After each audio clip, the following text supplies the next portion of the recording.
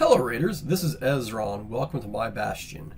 Today the newest video in this series of what's next in Raid dropped, and I wanted to go through that for a second and give my thoughts and comments. I'm not in the official content creator program, but there's a few things in here that stood out for me I really wanted to focus on and talk about, because I don't know that they're going to get billing. It's a little bit outside of what has been done to Raid in the past, and we added some new features that I think are sort of neat and interesting. So let me go pull up the video, and then we will get to watching the highlights and talking about some of the interesting things in there. And here we go. I'll do this in full screen mode just so it's a little bit less distracting in terms of watching other things fly around the screen. Some of you may have already seen our Guardian Ring is primarily here to give everyone a way to use their duplicate champions. It'll be replacing the current dedicated entirely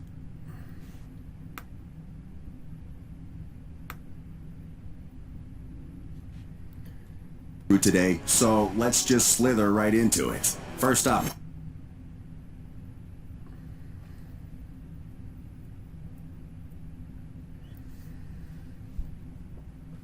the Guardian Ring. So we've known about the Guardian Ring, the replacement for the sparring pit, for some time. Let's go hit a few of the highlights here because it confirmed a rumor we found out about over the weekend. So let's watch this part of the video for a second, and then I'll make some comments once we get into what I think are the interesting parts. The first new add-on is Faction Guardians, where you assign a special council of champions for each faction that gives champions of their respective rarity within that faction a global stats boost. You'll be able to assign Guardians for rare, epic, and legendary champions, and with this feature, you'll get to have your cake and eat it too, because you still get to keep your Faction Guardians and use them in battle. It's going to be a huge boost to early and mid-game players who probably won't have any duplicate legendaries in their collections, but will... So I think that's the first thing that jumped out to me in terms of this video is certainly Plarium seems to be pushing everyone in the direction of, as your account ages, you will start using legendaries to the exclusion of rares and epics. Now, I think that's interesting because there are many epics in this game. Like, here's where I think about the Seers of the world that have roles that are unique in the game, and at least insofar have never been replaced by legendaries. So while their stated idea is using duplicates to power up your rares, and epics will be less common or less useful as your account grows and you get more legendaries, I think that they probably underestimate how many people will use the champions of lower rarity for how long, and for certainly some unique things in the game. So let's keep going in some other neat things they drop when it talks about the new version of the sparring pit. More than appreciate being able to strengthen their rares and epics to help them climb over some of those tougher raid hurdles. The stats boost itself is nothing to hiss at, and will be approximately half as strong as the bonuses from a maxed out Great Hall. It'll give you... So to me, that statistic right there is super interesting, and that the goal of champion empowerment via dupes is half as much input as your Great Hall gives you. So, for those of the small set of us that have their Great Hall entirely maxed, that's another way to get some stats for your champions. For other people who are either struggling with the arena or having difficulty prioritizing what stats you go for in the Great Hall, this is another way to fill that out, although not quite to the same level of effectiveness. But overall, I like that they tell us that metric and let us know sort of what the design goal of stats is for using dupes. Now let's continue along here for a second. You a lot of freedom when it comes to tweaking and adjusting your champion builds and play styles, as well as your Great Hall upgrade strategy, now that you'll have an additional layer of boosts too on top. The other two additions are exclusively for duplicate legendary champions. First, you can empower champions using their own duplicates or some surrogates if you can't. Now here's, I think, where the controversy comes in. Over the weekend, last weekend, there were some stats about empowerment leaked, and it very much lines up with what's in this screenshot right here. I think the general consensus of the community, and I sort of agree with this, is that the stat bonuses you get for eating legendaries seems ridiculously high. 40% either attack, defense, or hit points, depending on what your champion operates on, as well as 15 speed and 30% crit damage. That's really crazy. And let's advance this a little bit more, and I'll talk about another thing that I really am struggling with here. Can't get more than one of that champion, like Lydia. Empowering will help you beef up your champions to make them extra tanky, extra killy, or extra whatever you've built them for. We don't want empowered legendaries to become unbeatable demigods, so we're capping empowerment. You'll only be able to empower a champion up to 4 times. Last on this... Now, so this is what I find to be super interesting here. One of the things that I find to be frustrating and annoying about the arena is that you have so little information about what champions you're fighting and their capabilities. Here you see over with your level, we've, empowered this Molly 4 times. You do see the +4. I think it will be good for the game if you see this +4 everywhere you see champions. So, when you're picking teams in the arena, if you see either nothing or +1, 2, 3, or 4, that would be a good thing. I think if they don't show this everywhere and make you guess about level of empowerment when you're doing things, that would overall not be good. So we'll see the implementation there, but I was happy to see this because then it knows, or it tells you rather, how empowered someone is, and if you can see that when, especially picking teams you fight in the arena, I think that will make a big difference in usefulness and usability of the empowerment system. This list, but certainly not least, champion unbinding. If you're sure you have no use for a duplicate legendary champion, you'll be able to permanently release them from your service in exchange for a life token. You'll then be able to take those life tokens and trade them for a new legendary champion at the token trader. Now, I'm going to go back up here for 1 second. And note here that at least as previewed, for a duplicate Skull Lord Vargal, you get 500 life tokens. I think the scaling of this currency system is a bit odd, but what that says to me also is that I would expect different champions give you different numbers of life tokens. I would expect, if nothing else, sacrificing void legendaries should get you more than 500 if 500 is what a Skull Lord Vargal gives you, but it's entirely possible that this might be unique to other champions. And then that becomes important again when we fast forward to this screenshot, is now we have the first view into scaling. Manaya here, who is a very good champion, although I don't have her, I really despise facing her in the arena, for instance, has a value of 5 Skull Lord Vargals, and then 2 more Foley, Molly and Fushan have a relative value of 6 Skull Lord Vargals, and then Sir Nick would have a relative value of 8.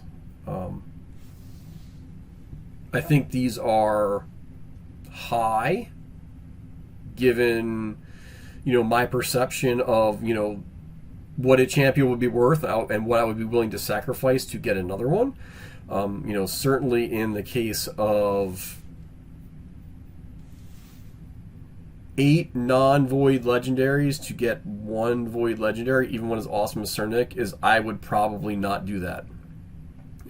I think if these were at half the value, it would be something that people would be relatively open to do, but really this seems to be prohibitively expensive to get the certainty of getting a specific champion. So we'll see, if these values are what's published in the game, and I have every belief that they will be, as well as what future values for other champions are going forward. So let's move forward to some other more interesting things in the video. Now, moving forward with Tavern Upgrades, I think there's a lot of actually really good stuff in here. We're renovating the tavern. We're adding a filter that only shows champions that are eligible for each type of upgrade. Now, that's really nice, and that will certainly help with scrolling. Particularly if you play on a mobile device, the scrolling in here is really ridiculous. And I think, this is a big step in the right direction, and, quite frankly, could be, I think, delivered, independently of other major version upgrades. As well as the ability to change the sorting orders from ascending to descending. XP brews will also be grouped together in a single slot to make things quicker and easier to manage. And we're also adding a slider to make it even easier to beef up your champions in one go. Third. Now that is huge. I think, just not having to mess so much with clicking of brews and, leveling champions that way will be a good thing. Like, I think, the Tavern upgrades so far are really great usability improvements. Now, moving on to artifacts, I think these are also really, really good. Third, we're adding rank and rarity filters to the artifact storage, as well as making it possible to select all the artifacts you've filtered for with one tap, so you can sell your gear in bulk. Now, how that sort of filtering and sorting and selection has never been in the game, I don't know, but, great improvements, especially when it's time to do gear cleanses and cleaning out your vault, like after overnight farming runs. I think this will be, a big improvement in, time spent and ability to select the artifacts you want for your champions. Fourth, and my personal favorite, changes to save teams and skill instructions. We're increasing the number of save teams to 15, and we'll be dividing them up by game mode, so you have 15 for each mode. We're also making it possible to create farming setups that you can run in multi-battle mode, along with being able to set different skill instructions for each round of a battle separately. Alongside... Now, so all those things are big. I will say I have, the 10 team slots that they gave you when it came out almost full, so I'm happy to see we get more there, as well as setting UI differences across rounds of a battle would be huge, especially for boss fights, is you can have one setup when you're clearing the waves and another setup when you go for the boss. Like, I think that is, really, really a big improvement in terms of being able to auto everything. Beside these changes, we're exploring some options for how to make it quicker and easier for everyone to speed things up throughout the game, starting with Faction Wars and the Doom Tower. We're going to be kicking things off by enabling super raids for Doom Tower boss fights. And to keep things fresh in battles, we're also adding a new buff and debuff pair that increases or decreases resistance in battle. Being able to have an enemy's resistance is no joke, and we think these effects will add a new layer of strategy to raids battles across the board, including introducing completely new team compositions and archetypes. And yeah, so I think the new buff and debuff types, or they really talk about debuffs more than buffs, but really, really good. I'm looking forward to the fact, or to the idea of sooner or later there will be a Void Legendary champion that has AoE unresistible resistance debuffs. They certainly seem to be going the track of making resistance and accuracy more important in the game. So yeah, I think this new method, or this new philosophy of having accuracy buffs and debuffs and then having resistance buffs and in theory debuffs will be really good, and hopefully will break the meta a little bit about, there's such a set of known champions. Now we'll have to make more choices and hopefully have a wider variety of people we might include in all of our teams. Now into the Hydra, which is by far the largest section of the video. I think that there's a lot of really interesting things in here, mechanics that we haven't really thought about before. So let's watch a little bit of this, and then we'll move on to other interesting areas. One last thing, the Hydra. You might have already seen a few leaks from Raid sleuth-like detective community about the Hydra already, but if you haven't, here's a full breakdown of what will be Raid's toughest, scariest, and biggest boss fight. The Hydra is our second clan boss, in addition to the Demon Lord you're all well acquainted with. So actually, I think this is nice to show you where the Hydra is going to be, so you have to drill through this. On one hand, the extra click isn't so great, but I do like how they're putting things together, and we're sort of, being driven through the UI in a consistent way. However, it's a bit different than just fighting one boss. You all know the old commonly used adages, 4 heads are better than 1, 4 snakes in the hand are worth 12 in the bush, the more serpents the better. Well, they're all true in Raid World too. This unkillable beast will be bringing 4 heads to every fight, each with totally unique skills and mechanics to deal with. Actually, it'll be bringing 6 heads, but you'll only have to deal with 4 at any one time. We'll get into that a bit later, but first, let's break down the basics. It's a big fight, and you'll need reinforcements, so you'll be taking 6 champions into each Hydra battle. So to me, this is huge and interesting news, and this is the first time that they've expanded the number of champions in a fight from 5 to 6. You know, you've had dungeons for a while that have 5 champions. The arena has 4. Like, including extra champion here is really interesting, and I think it will open up a lot of new team combinations. You know, certainly the easy way out would be to add, you know, just another DPS to help burn things down. But you could either add a support slot, or, you know, a tank type, or, you know, maybe this is where we'll start including, you know, team counterattack champions and things again, because, you know, there won't be overlap of other roles. I think, you know, 6 people here is really a cool and interesting game feature and setup that I personally did not see coming. Just like the other clan bosses, the Demon Lord, you'll be battling the Hydra to chase high scores and win huge rewards. You'll be fighting to stay alive as long as possible and deal as much damage as you can along the way. However, unlike the Demon Lord, the Hydra will be running on a different cycle. While the Demon Lord resets every single day, the Hydra will reset once a week. On top of that, you'll only get 3 Hydra keys per week, so you and your clan will have more flexibility to figure out when you want to take the Hydra on. So I think that was a lot in a very few sentences. You know, having a rotating Hydra boss, you know, a combination of clan boss and Doom Tower, you know, that's certainly interesting and keeps the challenge fresh. You know, but getting only 3 keys per week, I think, was not what I expected. Certainly, if you're getting that few keys, you know, building and tuning new teams, I think, will be difficult. You know, currently the value of a Demon Lord clan boss key is 100 gems, and you get 4 of them per day.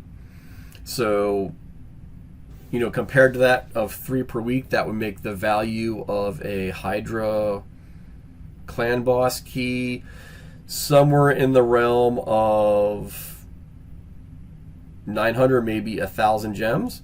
I personally don't like to have to use the trick of, you know, shut down your client or turn off your connection to save a key with the clan boss, and I try not to do it.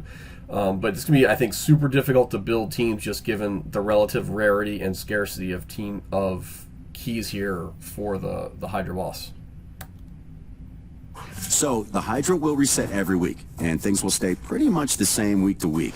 You'll fight the same Hydra with a mixture of those same heads. Each head will be tied to a certain affinity, so you'll be able to figure out a good strategy over time to deal with the current challenge. Predictable, easy, right? But here's the twist. Every 4 weeks, a new rotation will start. This means, just like the Doom Tower, shuffling the pack. Each head will be paired with a new affinity, and the 4 starting heads you have to deal with will change. And in the future, when we add more heads, it'll mean entirely new combinations of 6 heads and a whole new challenge. And this is where I think, you know, each head changing affinity is something we probably should have expected. It certainly was teased in spoilers, and that's the way the current clan boss works. I think that this is part of the Void champions are generally more valuable because you won't have to worry about weak hits. Of course, you also don't get strong hits in that case. It's interesting to me also is, will the affinity assignment be random, or will they require you get at least 1 head from each affinity like every rotation? You know, I think there are things that we don't know yet that will be evident and clear as we see a couple rotations of the boss. Things even tougher. Once you've used a champion in a Hydra battle, you won't be able to use them again until after the next weekly reset. And so that is huge. And given that, you know, a lot of this update is about the duplicate system and duplicate champions, I think this right here says you're gonna want more dupes, and they're sort of actively implying you shouldn't be sacrificing your champions. For instance, you know, if unkillable is a thing on Hydra clan boss, you're going to potentially need, 6 man-eaters? Two man-eaters for each clan boss type, because you can only use each champion once per week. And then the rest of the champions required to buff or debuff or do DPS or all of those things. So this lockout mechanism, I think, is subtly a way to get people to want and use duplicate champions more, which is sort of interesting given the fact that we're also not getting a way to eat duplicate champions. So looking to lock in a single gimmicky team is off the table here. You're going to need 3 unique teams that can stand up to the challenge to get the most out of the Hydra. Then, every month, re-examine your strategy again, because the script may very well have been flipped. Because each head is so unique, you won't be able to use the same tricks every time. We're not going to cover each head's skills right now, but here's a quick snapshot of the 6 heads you'll be fighting against in the first rotation of the Hydra. The head of Torment, the head of Decay, the head of Wrath, the head of Blight, the head of Suffering, and my personal favorite, the head of Mischief. If those names alone don't sound scary enough, wait until you see them in battle. So I'm sure people who have dived into the client or have test server access can get an idea of what each of these 6 heads does. And then they're on a rotation. I will just say that my concerns about effectively building teams, especially if any kind of speed tuning is required, is going to be difficult given the relative lack of keys. It's also not clear to me if there will be a mechanic like in the existing Demon Lord clan boss where unkillable is or is not a thing because the heads ignore either unkillable or block damage. I think all of that was going to go very much into how easy or not easy it is to get yourself lined up to fight the Hydra clan boss. Just get real crazy. You'll be fighting 4 of these heads at the same time, and you'll be fighting hard to stay alive and deal out as much pain as possible. You want to cut off the Hydra's heads to maximize your damage, but cutting off a head doesn't mean you only have to fight against 3 heads. Remember how we said the Hydra brings 6 heads? Well, if you do manage to decapitate a head, another will grow back.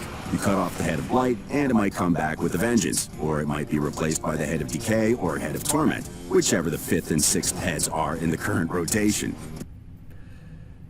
And so I read that to say that you get the 4 heads you start with, and when you kill the first 2, they'll get replaced. But I think on then the 3rd kill, I think we will be down to a 3-headed Hydra, and then eventually there will be a way to run the Hydra out of heads and hit points.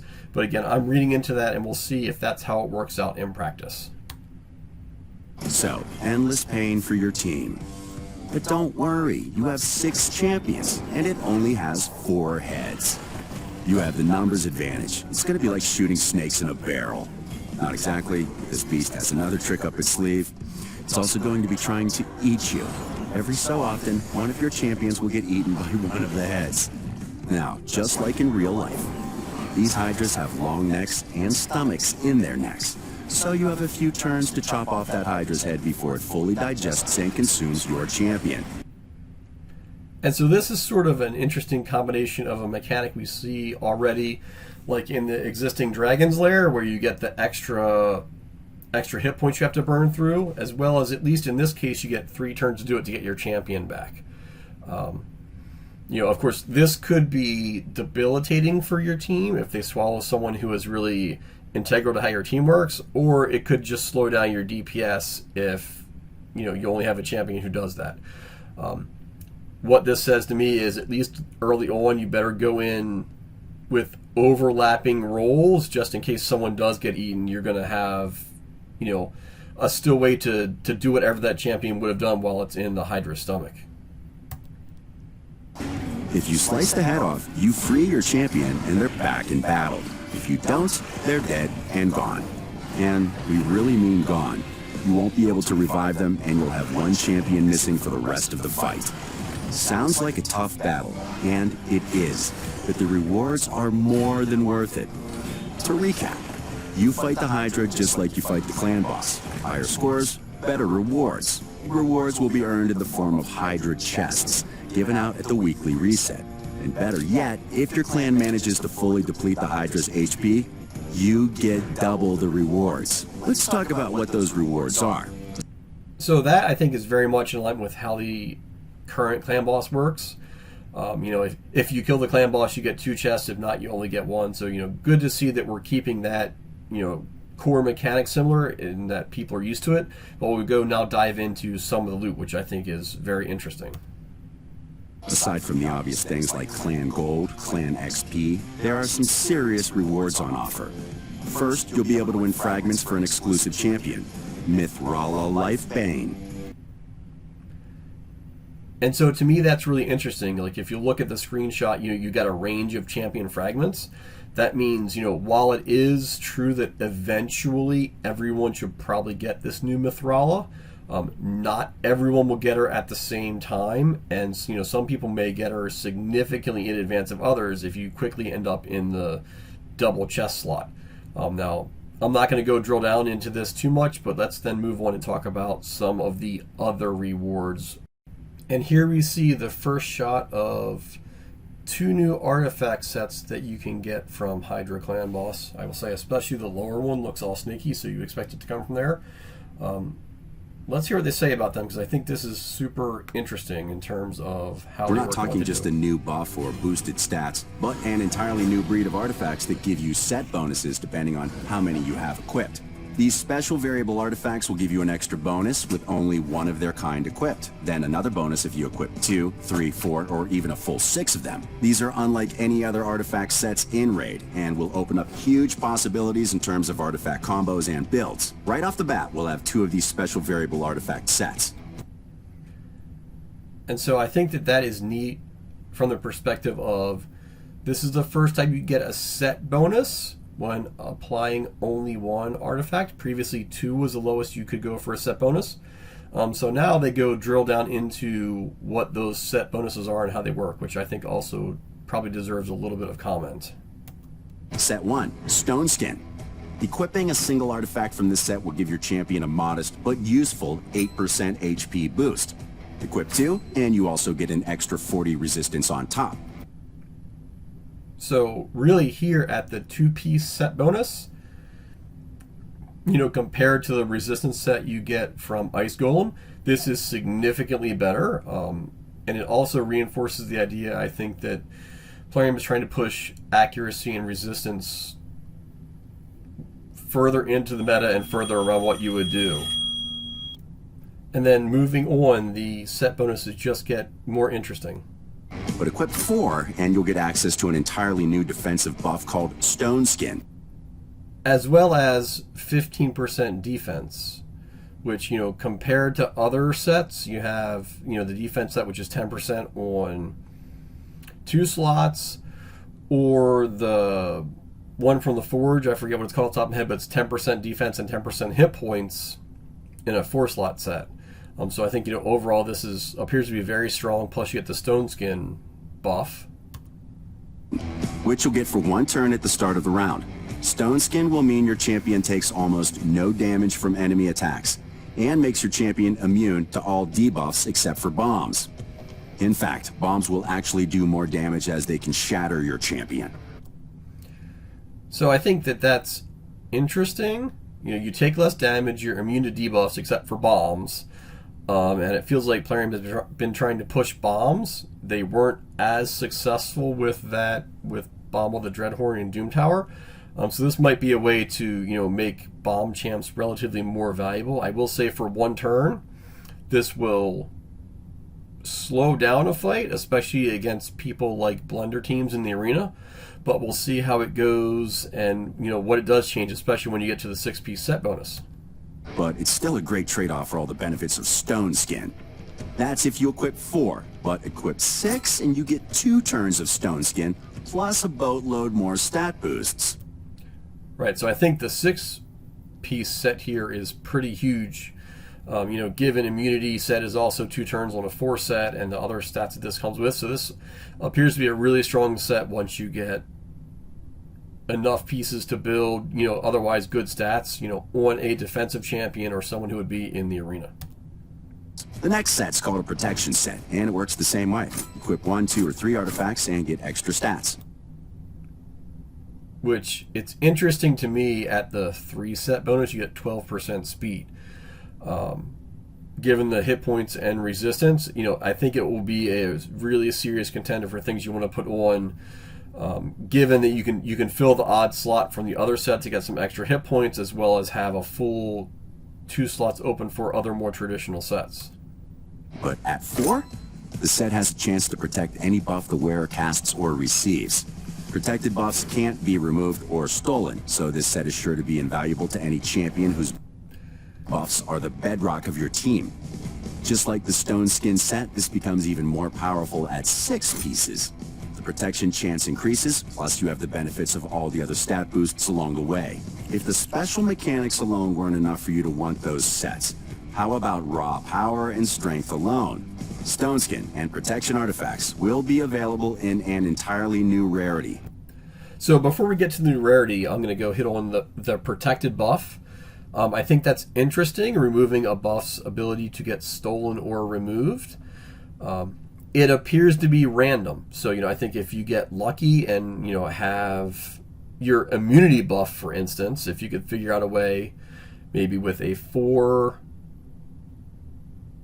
set bonus to get an immunity buff unremovable, that could be pretty cool. It certainly shifts things around in that, you can't rely on this buff upgrade, but also seems to change the relative value of buff striffers. So let's go find out some more about this. Mythical. Mythical artifacts are a step up from legendary artifacts in strength, and you won't be able to find these anywhere else. Mythical artifacts start with all 4 substats unlocked, but one of the substats will be increased to the equivalent of a level 4 legendary artifact. So I think that's huge. They've said mythic artifacts are, on the roadmap for some time, and this is not how we see them. This is super interesting in that, in this one you saw where you got defense percentage with the mythic upgrade. That's great. And the one we just saw at speed, I think would be awesome. I'm sure you probably can also get flat attack to have the mythic upgrade. So, just like everything else, RNG plays a big role here, and getting good RNG for your mythic substats is a huge boon to your artifacts. Getting it on less desirable substats isn't as effective, as always. That's, not news, but I think it means you're going to want to go through a lot more Hydra clan boss artifacts to get ones that really have the substats that you want. Meaning you'll be able to eke out a little bit more power from mythical artifacts than legendary ones. It's a small edge, but at the highest level, those small margins make a big difference. As you can probably tell, these artifacts will be incredibly versatile and useful pretty much anywhere, no matter whether you're focusing on PvP or PvE. The Hydra is a huge update, and we'll be gradually adding more content to it over time, with awesome new rewards and terrifying new heads. And we're super excited to see what you guys think of it. And that's it. Whew, that's a lot. We hope. So, that's the end of the real meat part of the video. I've certainly given my thoughts here. I think a lot of what they've done is really, really good. It seems unusual to me that they're, building game features that seem to really want you to have duplicate champions at the same time of the dupe system gives you a way to get rid of them. But, we'll see how it plays out in practice. I personally am, looking forward to build these additional new teams and, get the new artifacts and see how it goes. I do think that some of these artifacts will make existing content, especially some of the Doom Tower hard, significantly easier. I think about, especially like the rare Doom Tower hard secret rooms, putting some of these new artifact types on rare champions might make them much more achievable. Certainly against boss fights as well. You put the new powerful artifacts on your best champions, and you can hopefully conquer some new content. So I believe this is supposed to come out shortly. Stay tuned. I haven't seen anything about release dates, but you'll be the first or second to know when it gets there. This is Ezron signing off. Please let me know if you agree with my thoughts on this video, and then we can come back later and talk about whether or not my predictions were correct. Y'all have a good day.